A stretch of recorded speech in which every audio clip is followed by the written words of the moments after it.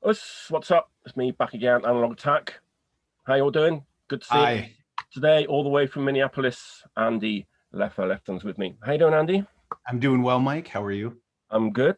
You're Yeah, sounding man. amazing. You sound amazing. Probably the best sounding guest I've had on so far. Really? You It's the really? weather, man. It's starting to get a little warmer here, so everyone's getting a little more pep in their step. There you go. Yeah, Oh, you having a drink? What are you drinking I today? am. A special occasion beer because I knew I was going to be talking to you. Oh, that is Nest beer, and Yep, that's Yuzu. yep. And it's fantastic. And I'm a lager guy, so it's like I discovered this Mm, I don't know, a few months ago, 6 months ago, and yeah. it's fantastic beer. Well, Yuzu's like a citrus fruit, Japanese citrus Yeah. fruit. Yeah, we use it in some cooking around here as well. Okay. Well, the funny thing about that company is they're kind of more popular in the States than they are here. Interesting. They've sort of managed to get like Yeah. pretty well known in the States, more so Yeah. than here. I don't know how, but and the owl on the front is kind of seems to be Yeah. really popular.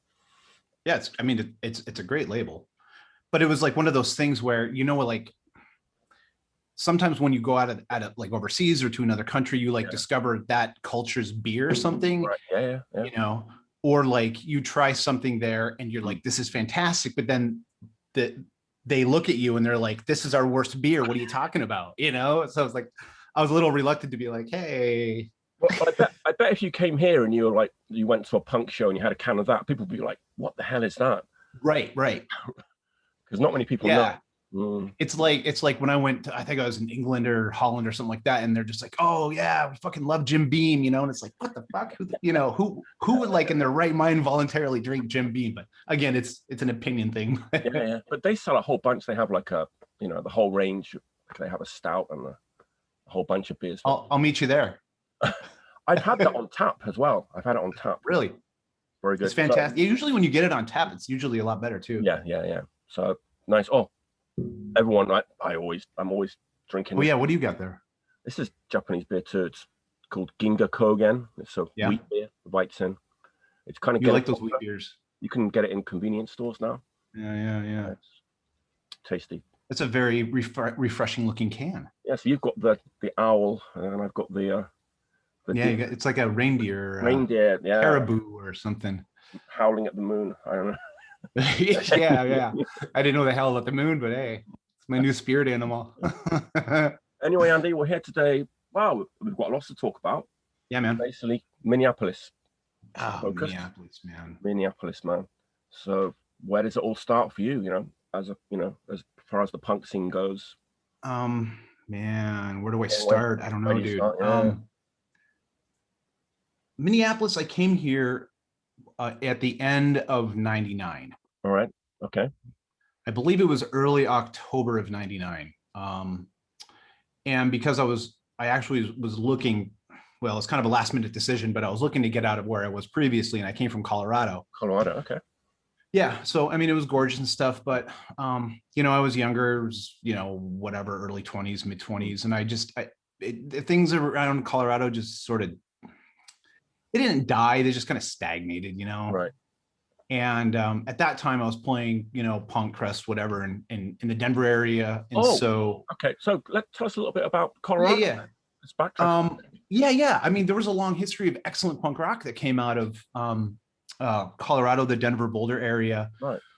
late 80s, all the way up until, well, for my opinion, late 90s. And when, that's when things kind of soured, at least for me. But Okay. yeah, like I got into punk living in Colorado as a Right. kid, so whatever, late 80s or something. Mm. And my first experience with that was Dead Silence. Yeah. Like Dead Silence actually converted me. I can say to this day that, well, there was a handful, but I would say like the most prominent thing there was Dead Silence. Wow. And it was an educational thing, man, because it's just like, you don't, if like the first LP, Stress, and when I heard that, it was, I mean, I wasn't really that musically inclined, but Right. it was raw and it was primal, and it was Yeah. like, man, this is incredible stuff. And then you read the lyrics and you're like, oh, this is actually really incredible stuff. And then you just kind of learn from that. And so that's where I started. Dead Silence are kind of more of like a peace punk, anarcho punk kind They of? were, and All right. actually, Um, I did I grab the LP? I'm pretty sure I did. oh, cool. Yeah. Oh, yeah. So this is the first Nice. pressing I got. Wow. Beautiful, beautiful. Yeah, Yeah. it's a Dead Silent Stress. Ah, I love the look of that Um, record. I love that old like stark black and white. yeah, just monochrome, just Yeah, yeah. simple kind of, but it was yeah, it changed the like trajectory of my life, Wow. but yeah, peace punk, Yeah. they did a Rudimentary Peni cover, so that kind of tells you That's it. Yeah. their direction. Yeah. But it was, it wasn't great production, but Mhm. it was obviously powerful enough to change my life, Yeah. and then I don't know, man, just Colorado was good. It was funky. It had like, you know, like the whole Midwest area kind of has a weird signature sound to it. Like you have East Coast and West Coast and areas of the world that have specific sounds, but like the Midwest and like around Rockies and stuff kind of had I don't know, a kind of a more of a tame sound, I guess. And that's why like Dead Silence for me kind of stood out because it was a little more raw. What were some of the other bands from that area, like Colorado? Oh God, there was Keep in Mind. Mm. And this is kind of going back early. Keep in Mind, there was a Reagan Youth from Denver. Really? Yeah, and yeah, it was interesting. I think they were around 83 or 84, so they were around when the other Reagan Youth was going, right? Yeah. But they kind of sounded more like, and it was awesome. It was killer hardcore, it was like, I don't know, early Angry Samoans or early The Freeze kind of sound, kind of stuff. But it was really good. And then I don't know, in my circle of punkers, whatever. Yeah. That's where kind of the whole D-beat crusty kind of thing flourished, so Right. there was Up Yours, there was Cluster Fucks, there was Homesick Abortions, Hostile Intent. I don't know. There was a couple bands I was in. There was Mass Extinction. There was Dead State. Wow. And then I played in probably the more well-known one at that time. And it's kind of my roots, and this is a silly name, people still take the piss out of me for it to this day, but it was Flux of Disorder. Oh yeah, I hear the trombone. Wow, you're in the Flux of Disorder. Yeah, dude, that's guitar, man, right? So yeah, it was me and my buddy Pete, my buddy Dwight, my buddy Pat, and then we had another guitarist that sang guitars for a little while named Mark. Then we had a second vocalist named Chester. So it was like kind of the Commodores of punk, Colorado punk, whatever. But it was just over a drunken thing, it was like, hey, what are we going to name the band? We didn't know what the fuck we're playing, but what did you put out? Like a 7-inch? We put out 3 7-inches, and they were 3 split. Actually, we did 3 splits, and then we did 1 demo tape. So it was first split was with Denver's Up Yours. Okay. And that was off this label. I don't think it's around anymore. My buddy in Denver had it. It was called Hazy Morning Records. All right. And then the other 2 were a split with Armistice. Oh, okay. Out of California. Yeah. Yep. Really good folks there. And then the other split was with this band from Arizona called Vomitus. Yeah, they were kind of this crusty, grindy kind of stuff. Really interesting stuff. But Jason, who played drums in Vomitus, is now playing drums with Jello Biafra with the Guantanamo School of Medicine. So, wow. And his new band Charger, and then he plays in Cross Stitched Eyes. He sang for them. But anyway, so we did a split with his old band. That's a nice little story there. Yeah, Cross Stitched Eyes. Yeah. Oh, yeah. Sorry, I'm kind of like me. It's pandemic talk. I don't talk to anybody anymore when I get a chance. Bring it up. Yeah. Let's talk about everything. So that's 1999. You leave Colorado and come to Minneapolis. Any reason for that, or like just? I'm sorry. Any reason why you chose Minneapolis? Yeah. So during the time of being in Flux, it was, we made contacts, you made network. And obviously during that time, Minneapolis was a hotspot. You had Profit Existence, you had Havoc, you had, all kinds of stuff going on here, Extreme Noise Records, and it was just the epicenter. Right. And so when I got to a point in Colorado where I felt like it wasn't for me anymore, and I wasn't really like kind of going anywhere, kind of packed my bags and headed north, and I knew people here, You know, I had a really good friend here as well. And so it was kind of a combination of both getting involved in the music and the scene Right. and the community itself, and then getting into school, like trying to find some direction in my life. Right. Yeah. Right. And yeah, I don't know. Just Minneapolis has been great. It was a good decision for me. Yeah. So when you arrived here, like what was happening punk wise in 1999? Man, I'm trying to remember fuzzy memories. Yeah. A lot, man. It was active. And I mean, it still is, you know, I mean, not now with the pandemic, but I mean, Right. back then it was like, I mean, I came here in 99, so it wasn't like the earlier mid 90s, you know, Yeah. but it was still incredibly hot. So, you know, you had State of Fear, you had Code 13. Code 13 went to Damage Deposit, I think. And then, you know, just all these new bands formed, you know, we started Provoked. Yeah. You know, I played in Pontius Pilate as well. And then there was bands like Garden Bozia. Yeah. I don't know. It goes on and on, man. And so it was active. So it was like, you know, shows every week, parties every week. And, you know, it's, you know, what we do in our 20s, man. Yeah. You know, and so I felt like once I arrived, it was like, oh, this is my tribe. You know, I mean, Colorado was great, but I didn't really feel like I had like any association there, at least anymore. So coming here, it was kind of it was refreshing. Yeah. So I guess like if we were to say like Minneapolis punk, like the average person would probably just immediately think of that whole Husker Du, Replacements, Soul Asylum. What's the starter pack? Yeah, you know, but that's, you know, it's kind of popular or well known for a reason, right? I mean, all those bands are great bands, but were you kind of into that stuff too, or? I mean, yes, but not like I'm not going to run out and buy the, you know, limited edition re-release of whatever. Like you know, and again, it was just, I don't know, man, you're young, you know, so it's like, you're kind of like, you know, you have that natural kind of, you know, you're in a tribe pretentiousness or something. Yeah. You're just like, no, I want the new fucking D beat, whatever. Yeah. You know, and that comes and it goes. But then you just kind of realize after a while, like, you know what, actually stuff like that, like Husker Du, you know, all the other bands, like they did leave an impact, right? You know, to bring us to where we are now. So you kind of stop yourself and you just think back and you're like, you know what, you learn to appreciate it. Yeah. You know, because I mean, you find out the history around here too, and it's like, oh shit, okay, so Replacements, you know, jammed right down the street in the basement of the CC Club or something, you know, or Husker Du did, you know. So I mean, it's cool, man. There's a lot of history around here. Do you think was there any kind of crossover between those like scenes, like the more cross scene and that kind of scene? The more was there crossover at all? Well, I mean, from my personal experience, like it was very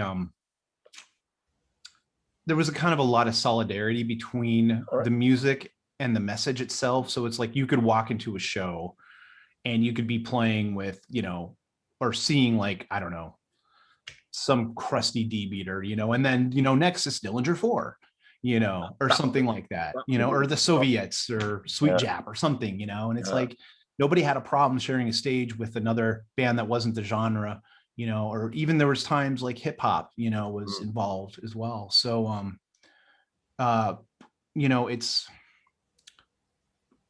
times have just changed with everything, you know, and I'm not trying to be like the old fuddy-duddy, like, man, back in my day, you know, fuck that shit. But it's like, you know, with it, you know, the evolution of the internet and all this stuff, you know, it's just, I feel like right now there's kind of a need to push things back underground. You know, just because there's so much material and consumerism involved in looking the part and being the part.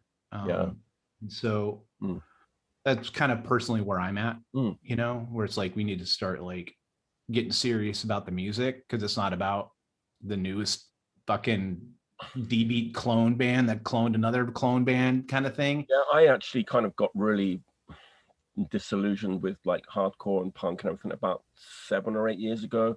Yep. A lot of people did, man. And just, I didn't really buy anything new for quite a few years. Dude, I'm rolling that same boat with you. Really?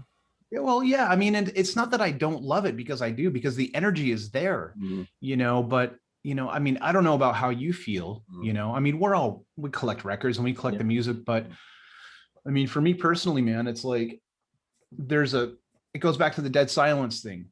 I bought the record because there was a message, there was an emotion and a feeling behind it. It wasn't just like trying to fit in with the crowd and, hey, I got the first pressing of this. It's like, it's important to read the lyrics and understand where this person is coming from, because it brought me to where I am. And again, it goes back to what I said earlier, where it was an education, man. Yeah. You learn this shit from a fucking dead silence lyric sheet or a crass lyric sheet. You're not going to learn that in a classroom, man. Yeah, it is tough being older and kind of like, yeah. I mean, just seeing like clones of clones of clones and like, oh, dude, being like more and more watered down as you go along. Yeah. And I try to remain enthusiastic, but it's kind of tough when you're just seeing nothing really. But you know what? About 2 years ago, something happened, and now I'm buying like so many new records. You're like, I'm back, man. I'm back, and it's back. I love it, man. I'm really excited, and I'm even like keeping a list of my favorite records from last year, and because there's a lot of good music, man, that's like coming out. There is a lot of good music, man. Yeah, and I do want to say though that like in regards to the clones of the clones of the clones, I mean, we were young once too, right, and I'm not saying that these aren't fucking 50-year-old dudes doing this shit. They're kids that are really stoked, that are energetic, and I totally get it. Yeah. But it's like, are you going to see this? Are you going to see this person in khakis and loafers the next 2 years? It's like, are you in it for life? Yeah, man. Yeah. But it's good to hear though. But yeah, I totally agree, man. It's like, okay, we have the power of the internet, which is awesome at times and it can completely suck at times. Yeah. But it's like you could utilize it for good and like really discover awesome stuff out there. Yeah. And there's a group on Facebook now, like, what are you listening to? It's run by Bill Chamberlain, who was in the Pist. Are you on there? Yeah, I know Bill. But like people played with that dude several times. People are posting like so many good like new records and stuff that look at this and this is great. Oh yeah. Especially Spain. Dude. And going off topic now, but like Spain, a lot of good bands from Spain coming dude, that's actually a good point, man, because I was kind of like, where was I going? I was like, I'm always checking out stuff like Indonesia and Malaysia and stuff like that, because those kids out there are like fucking ready, they're serious, dude. And so like when I started seeing stuff like, you even posted some stuff from like Colombia and stuff, I was like, Colombia, holy shit. Muro and stuff like that. Man. So yeah, and I'm getting charged right now. I'm getting so like, me too. I'm like, oh yeah, that's that energy. Yeah, absolutely. Absolutely. And that's what it's totally about. So yeah, spread the wealth, man. It's it's nice to know that there's new stuff coming out. Yeah, so let's go back again, like go this way. 2000, 2001. So let's talk about like record stores and stuff like that. Extreme Noise is kind of legendary, right? How did that come about? Like Felix Havoc is a kind of big guy, right? Well, in Minneapolis, as far as Felix. I mean, I don't know. It's Felix. It's just like he's a good guy. He's just the dude around the block, But yeah, I mean, he's got a very long history. He's helped the community extensively, right? But my first experience was in 1995, so right after they first opened. So Flux was on tour. Right. Our first stop was Minneapolis because again, we kind of knew people here. So we drove off the highway, showed up at Extreme Noise, and I mean, for me personally, that was kind of this is signed, sealed, and deliver. I'm going to be here someday. Yeah. And you just walk into it and it's a punk store, and it smells like cigarettes and beer and weird stuff. But yeah, but it's good, dude. I live on the same block right now as Extreme Noise. Damn. I can like throw a rock and I'll hit it. It's hard. Is it open? Is it open now? They just closed a half hour ago. I mean, okay, but it's like opening up. I was like, do you want to go? Let's go, man. Buy a record now? Yeah, I'll buy you a beer. Let's go. Oh yeah. So, and I mean, it was kind of, it's been trying times with businesses closing down, and then we had the riots, and that was right in front of my house. It got looted, the store did, but not that bad. I remember Felix posting like the post office that he uses kind of got burnt down or something, and he lost. It's right here, right down the street. Yeah, it's floored. He lost a whole bunch of like Dysphere like represses. or something. Dude, oh man, that sucks because I had records there too, dude. Yeah. I had records coming in from Poland, and it was some of the art that I worked on this record. But It was for an orphanage named Earth. So a whole package was there. And yeah, I didn't hear that. That sucks. yeah, the post office, right, was burnt down, I think. It's completely gone right now. Like literally like this week they've been tearing it down because there is just a skeleton. Wow. Yeah, and it sucks, man. But yeah, like I'll have to talk to Felix about that. That sucks. But yeah, like I was like, fuck, I lost all those records. They're gone, you know. And like 2 weeks later, this postal truck pulled up to my house. I don't know, I was doing some fucking mowing or something. The truck pulls up and this guy walks out with a box. He's like, you know, hey, this is like, here's your package. And I'm like, I saw in the address. I was like, how is this possible? Like it burned down. He's like, we were throwing mail into trucks trying to get it out before it burned down. So I was one of the lucky ones. What was in that box? This was in the box. That art I did. Okay. There you go. Sorry. Yeah. This was a box of those. And I mean, I can always get another box, but you know, you don't want your shit to burn. Right. Yeah. Anyway, sorry, I probably derailed the conversation again. No. I just was interested in Extreme Noise. Oh yeah. Extreme Noise is an asset around here, man. Yeah. It's a hub, you know, it's all volunteer run. It's been going for over 25 years, 26 years now. That's so cool that it's like kept going like all that time. I mean, yeah, man, it's strong. Yeah, I actually got a pile of records downstairs I got to take there tomorrow, but it's a great place, man. How big is it? Is it big? How big is it? Yeah, I know it's a weird question. I'm just interested in these things. I mean, they have a back room where they can have bands. Okay. So, but I mean, it's a room. It's not a venue size. Right. I don't know. I'd probably say they're gonna listen to this and be like, Andy, you're an idiot. It's not, but I don't know. It's one floor. It's kind of like your average record store. You've been to Japan, right, Andy? You've been to Japan? No, but we're planning on it. But no, I haven't. Just, you know, Japanese record stores are generally like really tiny. I can imagine. Yeah, you know, so it's like people are always like blown away by how big, you know, these American. Yeah, no, there's room to move in Extreme Noise. Right. Yeah, you know, but yeah, it's a great store, man. And it's it's punk and hardcore. It's punk and hardcore only, right? Am I right? No. No. Like what? It's like they only sell punk and hardcore, right? No. Okay. No. All right. You get they'll sell they've got metal there. They've got thrash, they've got grind. But I mean, you also get people that, you know, it sucks, but they come in and they sell their massive collections. And it's like all this like crazy, well, not vintage, but first pressing Metallica or fucking Exodus or something. I don't know. And, you know, yeah, you'll see it there. They have all different kinds. But I mean, you're not going to find like smooth jazz or that's what I was sort of thinking of. You know, do they have like? It's strictly it's extreme music. All right, there you go. All right, cool. Bing. Yeah. And who's managing, or you know, who's running it? It's run by a board. Okay. So it's like a committee. I guess not a board, but like a committee. And so, excuse me, there's like a handful of people that make decisions and, you know, budgetary this and taxes this and who's working this week kind of thing. So it's a well-oiled machine. Cool. I'd like to visit someday. And then venues, there's some like legendary venues too, right? In around that time. There was, well, that's been obviously with the pandemic, a massive kind of stress factor around here, but Triple Rock closed. Oh, that was the one I was thinking a few years ago. Yeah, that was a crushing blow because it was run by one of the gentlemen from Dillinger 4, Eric, and a couple other, but yeah, and so it was basically kind of a punk club, you know, and so it was they were so successful in the first few years that they built an attachment to an addition, and that was the venue. And that was a long time ago, but it was popular, man. You know, when they decided to close, it was pre-pandemic. It was, you know, they have their reasons, right?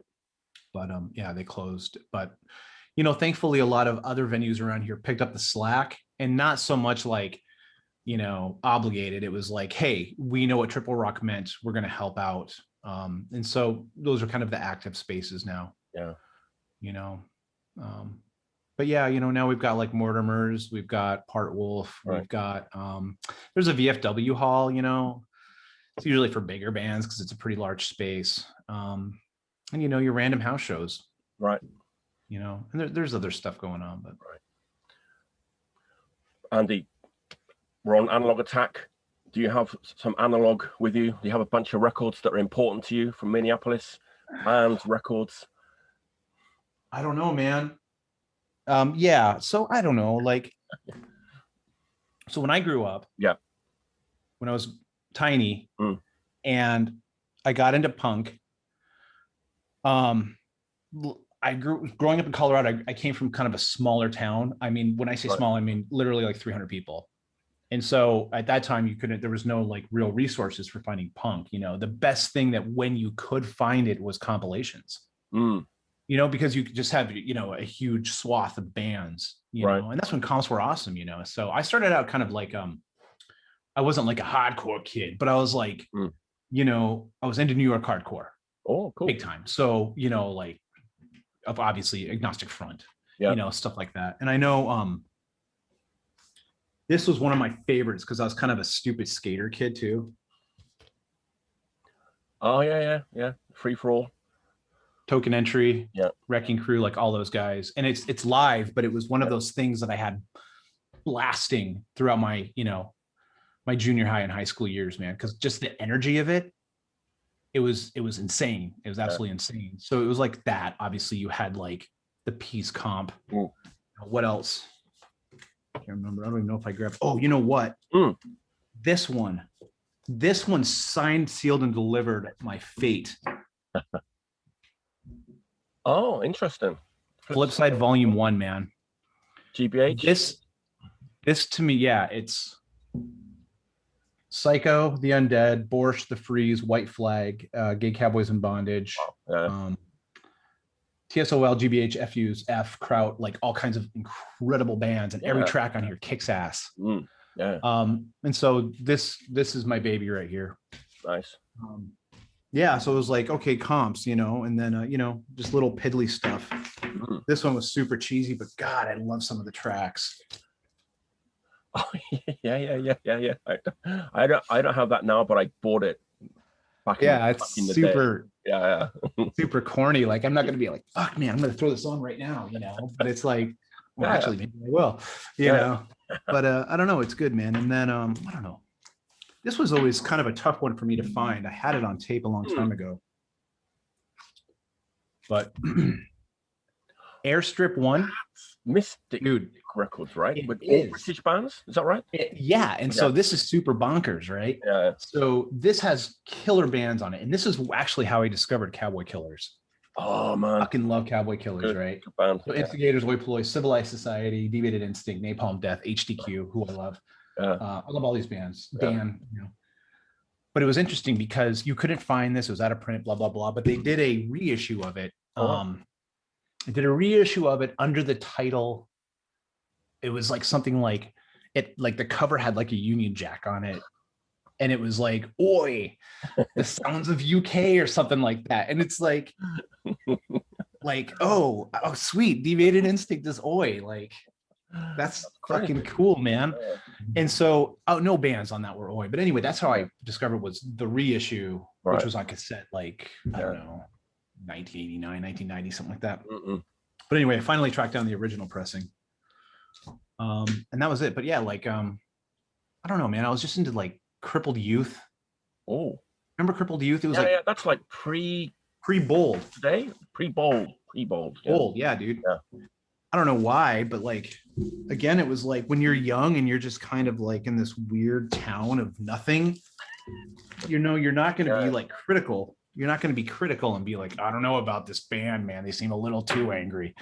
You know, you're going to be like, this is cool shit, man. You learn to appreciate it. And then I discovered The Accused. Oh, that kind of changed a lot for me. That kind of brought in kind of musicianship. Right. The whole thing. Yeah. I could probably say that some of my influence, my guitar playing came from The Accused, Tommy. Yeah. Great band. Yeah. you know, but yeah, I guess you have to have an ear for it. Not everyone's just like, you know, fuck yeah, Accused, you know, but if No, you they were don't, kind of I think they were kind of an important band in a lot of ways. I just say that guitar sound. It was like metally, but it was yeah, still it's like really crossover, totally. hardcore punk. It was Yeah. crossover, but it wasn't like too metal for Yeah. like just right pitched perfectly. Yeah. And like for Dirty sounding too. That it first. was, yeah, it was gnarly, you know, Oh, but like even for me, like it was like, it's like, is the Accused a guilty pleasure? Like Crass isn't gonna like this, you know, but it was like, it was so fucking cool, man, because it was very intricate, you know, and like even like the lyrical contact, like, oh, this song's about ghosts and ghouls and yeah. fucking, you know, beating up rapists or something, which is fucking great. But yeah, it's like I don't know, that band I think musically kind of changed a lot for me, direction Right. wise. Got me away from the 3/4 chord thing. Yeah. Great band. So that's like Little Andy's kind of influences. And then when we get to Minneapolis, like what that you must have so many good important records and stories of Misery was a big band, right? Dude, yeah. Oh my God. Okay, so I Let's guess you talk could about say Misery. Let's talk about Misery. let's talk about Misery. Yeah. I love them. Yeah. I mean, they're some, you know, some of my closest friends. They're, you know, they're excellent people. You know, I played with Johnny when I was in the Unmentionable band name. We'll get to that later a little bit. Yeah. But so anyway, I mean, and I mean, Johnny, he lived one block from me, Right. 1.5 blocks. So I mean, you know, we weren't, you know, I wouldn't say we were like connected at the hip or anything, but I mean, he's one of my closest dudes, man. I love that guy. So Misery, like, I first saw them live in 1998 at the Wisconsin Barn Fest.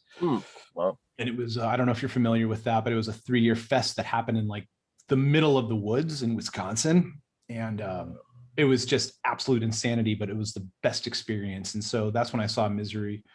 And then soon after that, I moved to Minneapolis. And then got involved with music. I worked at Havoc for a couple of years, screen printing. Wow. And then I moved in with Johnny. I lived at the Misery House, which was right down here, and then stayed there for a good handful of years until I got my own place with my lady. But yeah, Misery, man. Okay, so going back to kind of talking about signature sounds, all right, you know, like the area of this world has this kind of sound. Yeah. Like when I think of Minneapolis, I think of Misery, man, because it's just like there's such that staple. Me too. Like, right. You know, well, there's that Husker Du thing we're talking about, but as far as the kind of world we're in, that's the first band that comes to mind immediately. Misery. Yeah. Misery, yeah, you know, and then it's just kind of like, okay, then you have like State of Fear, you know, bands like that. LP again recently. Dude, that thing changed the world.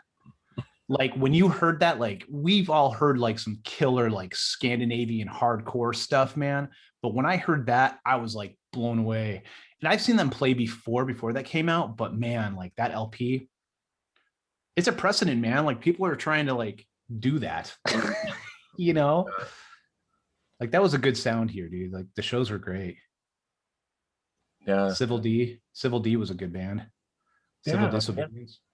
So Misery, they got so many records. Do you have a favorite Misery record? Do you have any Misery records at hand? Yeah. Well, obviously there's a split with SDS. I think like, because I was doing like MCR UK. Man. MCR company put that record out. That was like, so I was doing the distribution and everything like for MCR. And that record, there was a couple of others, but that record and the SDS like 7-inch were like the biggest sellers. I mean, everyone loved that record, the Misery SDS. Dude, that record was, because they were hard to, Japanese records were hard to sell because they were expensive. Yep. People they loved that record. It's like a legendary split. Dude, that record was touched by the hand of God, man. It's so insane. It's so good, man. You know, but I mean, like, even like Production Through Destruction, like that LP, all the 7 inches, Blinded, you know, like all that's, I mean, you can't really put your finger on it, you know, it's just like, I don't know, man. When I hear like Midnight and New Year's Day, or when I hear like Next Time, like, come on, like that song is so powerful. Like not only just the riff, but listen to the message, you know. like that's what punk rock is, dude. It's you're supposed to just kind of reflect, man, and that's what that did, you know. Anyway, Yeah. What's the let me step connection off with, my like, soapbox here. what's the connection with like nausea and misery? Like Oh yeah, dude, Al, man. Ow. Okay, so I know I'm probably gonna get something wrong here. So Johnny or Gags or Todd, if you or Sid. So Al was the original vocalist for Misery back in the late 80s. And Johnny and I always talked about this kind of story, but it's always over like 4,000 beers. So I was like, tell me the story again, John. But anyway, so Al was the first vocalist for Misery, and he's from here. Al is, I mean, he lives like 15 miles from here, north, a little north from here. But he sang for Misery. You know, I think at that time, Misery and New York were kind of like sister cities, like sister scenes, you know, so they would travel back and forth playing and whatever. And I think there was a situation where Al decided to stay or got invited to play in Nausea or something like that. So I'm generalizing. Yeah. And so that's when Al left and then started singing vocals in Nausea. And now I don't know the politics or the infrastructure of what happened with Neil and stuff, so I don't want to go down that road. Yeah. But that's when the other dudes in Misery took over as vocals, and so they're doing that. But Al, dude, he's right up the road. Well, 15 miles. Wow. He did vocals on on a Warplague LP. Like he just like showed up with Johnny. We were recording, and we're like, Al, get on vocals, and sang. So it was cool. Wow. Yeah. So who was in State of Fear? What was like the history? They had quite a bit of. Yeah, they had quite a bit of lineup on drummers, and I can't remember all the names, but I know for the last lineup, John Hurt. I don't know if you know John Hurt from Seattle.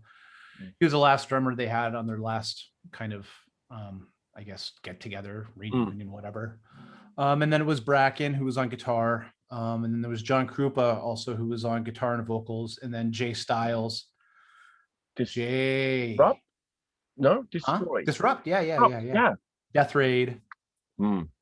I think he's in a new band now called, I don't know, Jay, if I'm wrong, I'm sorry, but I think he's in Night Feeder.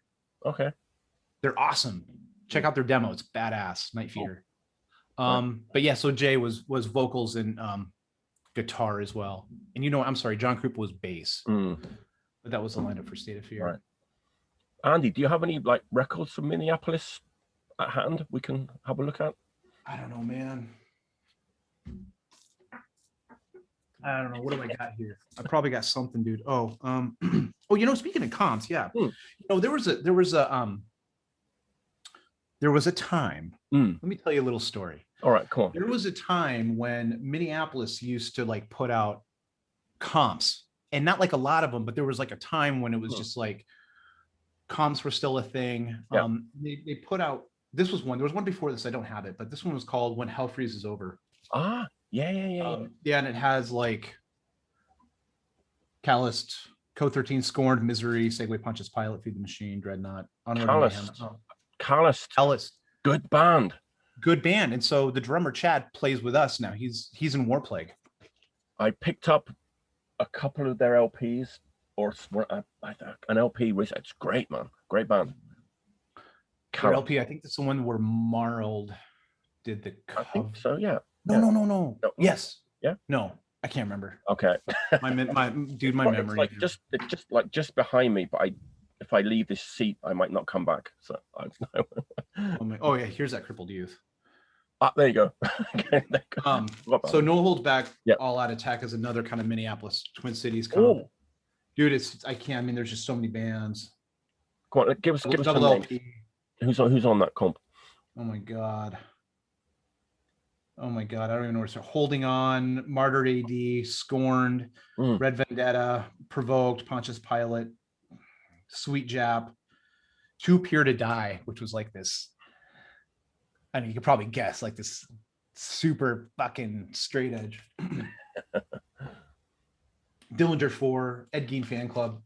But I don't know. I mean, most of the Minneapolis stuff I have. Oh, you know what? This was a Profane one. I mean, it was an international comp, but it came off Profane and Scald was the Whispers comp. Oh, I've got that. Dude, down there. This is timeless, man. Mm. This is timeless. The tracks on this, timeless. That one, because obviously like Kleister put that together pretty much. Kleister and Dan is Like it took him like 3, 4, maybe 5 years to get it. 5+ man, I think. Yeah. Unhinged. Oh, dude. That's Unhinged is like one of my top 10 favorite bands of all time. Belgian, right? Health Hazard, like anyway, sorry, I know we're getting derailed Yeah. So hey kiddies, if you're getting into punk rock, Whispers Comp. It's a good comp. Triple album, right? Am I right? Triple.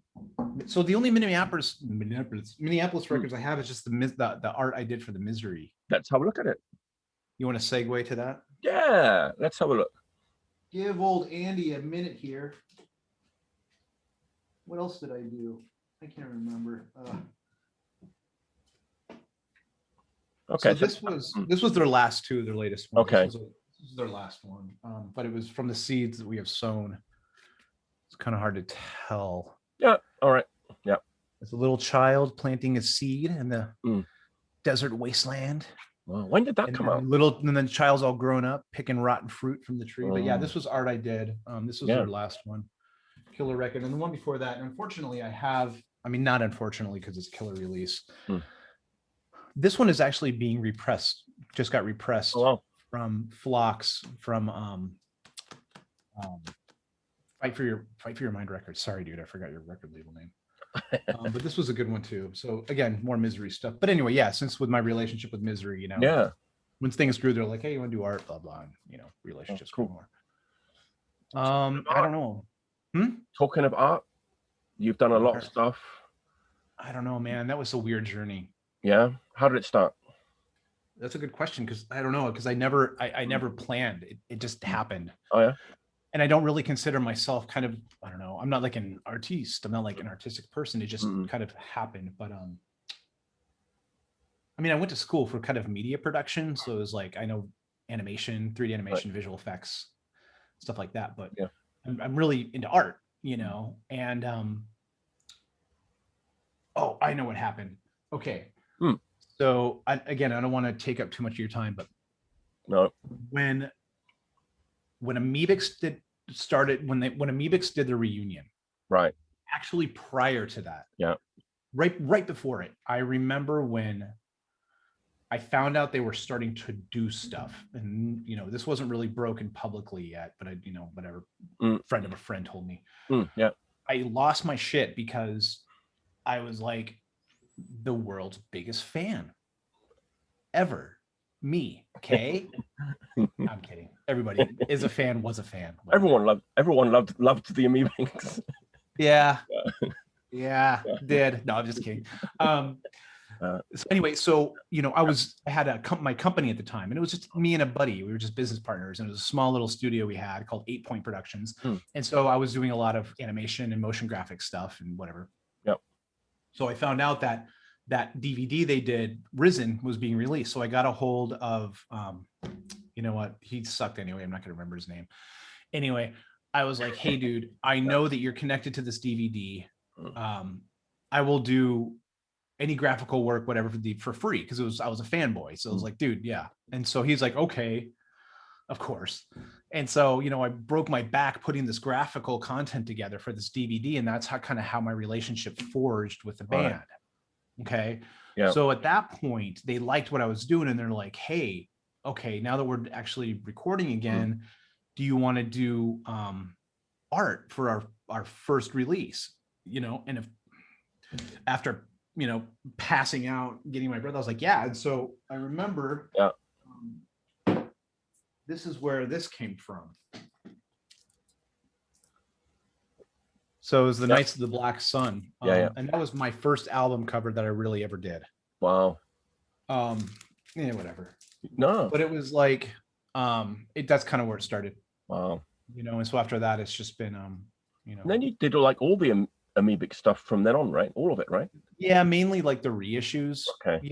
And it was hard, man, because it's like, this is classic shit, man. Like, I felt like you're like punching the sacred cow in the dick, It's like, dude, I don't want to do that, man. But I didn't want to say no either. Right. But why not? Yeah. And so it was like, the reissue of God. See, now I just want to punch myself, it's like, why You're not would happy you? with it? No, Or, I'm absolutely, I had the opportunity to do it, but the reissue of Arise. yes, yeah. I mean, I love it. It's great, but I mean, it's again, it's a reissue, but I always try to pay homage to the original art. So I mean, it's like I still kind of left the original There you art. go. Yeah. Yeah. And yes, all the reissues after that. What else did I do, man? Yeah, whatever your opinion is on this one. There was people were kind of like, because that style might have been quite new at the time. Like nobody else is really kind of doing that kind of style on punk records. So people kind of divided on it, right? That was the big fight, man. It's like, really? Well, it's not punk. People want 1982 back. Yeah. You're not allowed to grow.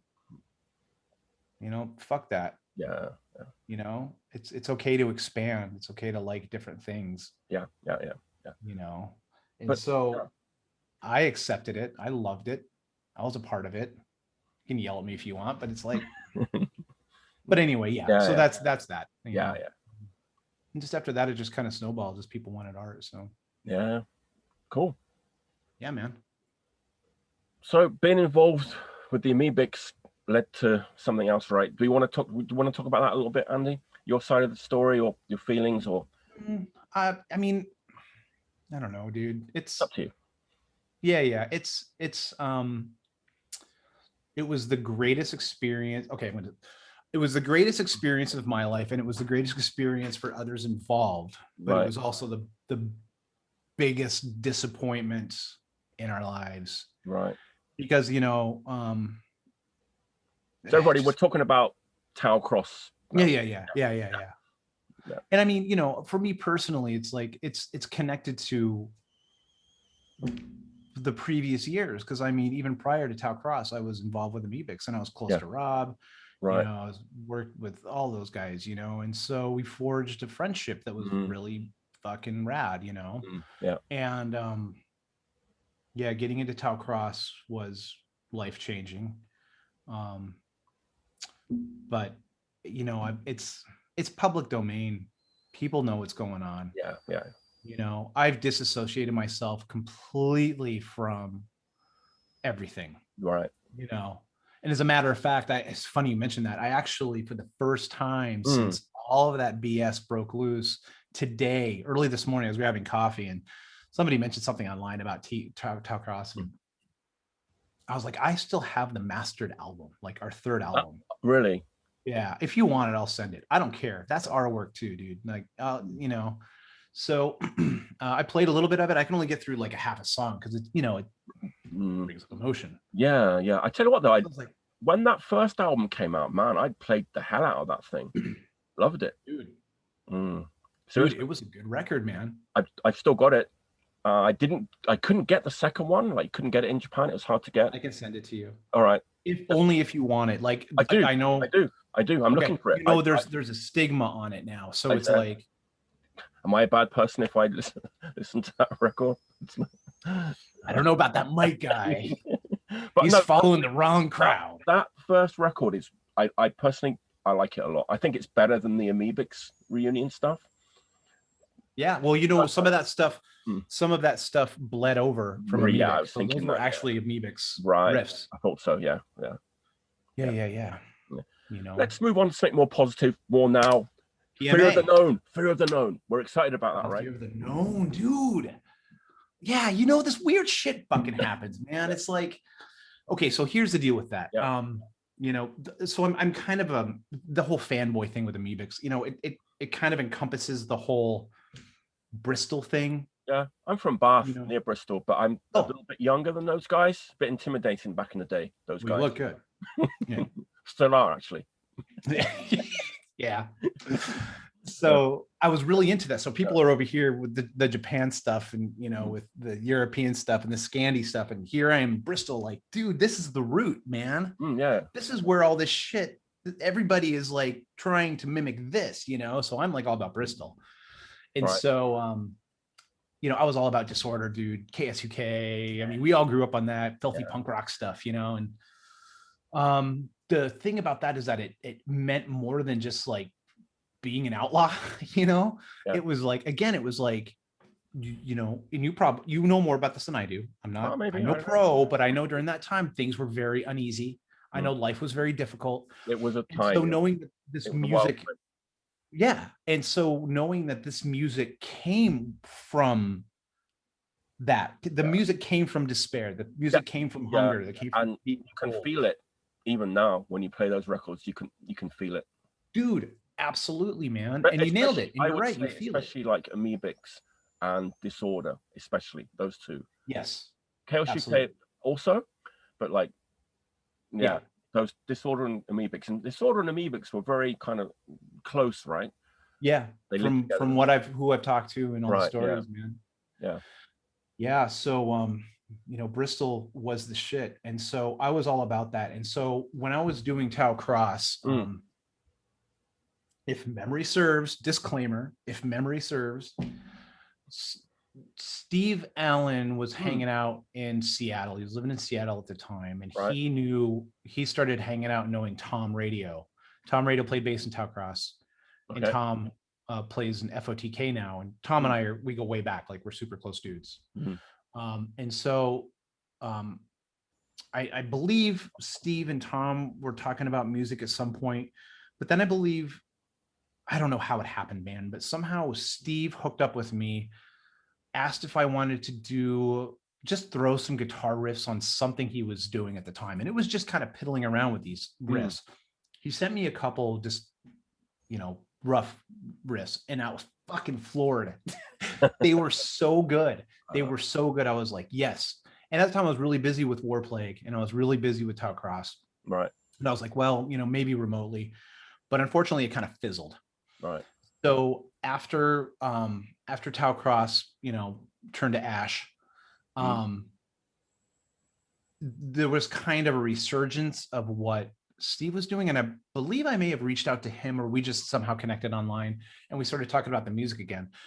And so that's when I believe Steve brought up Tom. He's like, I know Tom, he can maybe do bass. But I was like, that'd be a great idea. And then it was the three of us, and we were just kind of throwing ideas off each other. And then that's when he's like, let me talk to Chaos. And I think Chaos at first was a little reluctant, but it didn't take long, man. He was all over it. You know, we basically like pulled him in, and he was super stoked. And then we started recording, and he got jazzed, and we all got jazzed. And then we got Yuji in. Chaos reached out to, I can't remember, somebody in Japan. Yeah. That side. Ishia? Yes, I believe so. Probably. I believe so. Anyway, yeah. Don't quote me on that, but I think it could be. Yeah, probably Ishia. I would think so. Yeah, but asking for a drummer, and I believe that's how it happened. And I believe friend through a friend found a drummer. Interesting choice. It's the guy from like ST Drums, and he plays STD Drums, and Rose, right? Yeah. That's incredible. Crazy. It's full circle, because Rose, obviously he wasn't in the band at that time, but Rose were like the first Japanese band to kind of play in the UK, I think, back in the day. So it's like full circle. Oh, really? I didn't know. Yeah, they came like before SOB, before Gauze. They went Heresy, brought them over. So no kidding. God, yeah. He wasn't in the band. He wasn't even probably even born. I don't know. I know, but that'd be such a bad. He's watching. That was an interesting choice. I was like, damn, it's like usually from like ST Drums and Rose. the dude is fucking insane on drums. He's so incredibly talented, man. I'll tell you a little story about him. A little story. It's like, when was this? Maybe last year. He came down he's from Tokyo, right? He came down to Osaka, and he like played. He did like some busking with his like a little drum kit down the street there in Osaka. Yeah, crazy.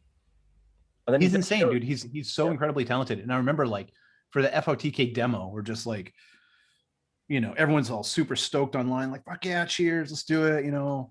And then send him riffs, you know, and you know, he's pretty familiar with how the software works, and you know, how to track remotely, you know, we all do. And he just set up an electric kit in his little pad, you know, in his little apartment. Right. You know, like cracked it out and just recorded and sent back the tracks. And you know, Steve would be mixing it. And Steve would be like, dude, you got to hear this drum track. And it's just, I mean, the dude is incredibly talented. So yeah, he's been an asset to the band for sure. Cool. So, man, when's it coming out? What's on horizon Tell us all about Okay, so the EP, all right. the EP is coming out off Phobia Records, who is Cool. Killer label. Good label, right? Fuck, man, they treat you good. Murik, he treats you well. He's very, very good label. Very DIY, done right. Yeah. That's coming out in September. Unfortunately, okay. Dude, it's, I mean, the backlog at pressing plants are so jammed right now. It sucks, but right. So yeah, September, and then we are right now working on the LP. So nice. Yeah. Do you think that'll be out this year as well? I'm sorry. Do you think that'll be out this year? No. Well, I mean, we the tracks will probably be finished this year, but it's just the pressing plans, right. You know. Right. I mean, I can send you a couple tracks, maybe. You know. But yeah, I think people are looking forward to that EP. What's it? It's going to come with a bonus flexi. Is that? It is. Right? Oh, dude, I was like drilling it into the guys. I was like, guys, we have to do a couple covers. Like, and of course, it's just like, I'm the only one super stoked on it. You know, I was like, come on, man. Like, dude, you know how important these songs are and what they did for the generation. Like, we have to do it right. So it didn't take much, but like, okay, cool. Yeah. So we're doing Life. Okay. From Disorder. Wow, and then we're doing, That's crazy. Oh, dude, it's like the greatest track. It's the greatest song ever. And then we're doing End Is Nigh, the KSUK song from the first LP. Cool. Which is super interestingly rad how it was redone. Wow. Nice. Yeah. Well, that beer looks good. I'm gonna have some. Yeah. Well, that's something to look forward to. I can't wait for that to come out. Yeah, man. I'll keep you updated on that too. I think that's a good way to finish off. Fear of the Known, something positive, something to look forward to. Fear of the Known. Fear of the Known. War Plague's working on their next LP now. This year? Next year? We'll be finished. We'll record this year. Pandemic, you right. know, we'll see what happens with that. But yeah, we're gonna record hopefully this year, and then Phobia is gonna help us release that as well. Probably next year. Fantastic. So, that's all I got for you, man. All right. Thanks, Andy. Let's have another sip. Got it, buddy. Cheers. Yeah. Cheers. Cheers.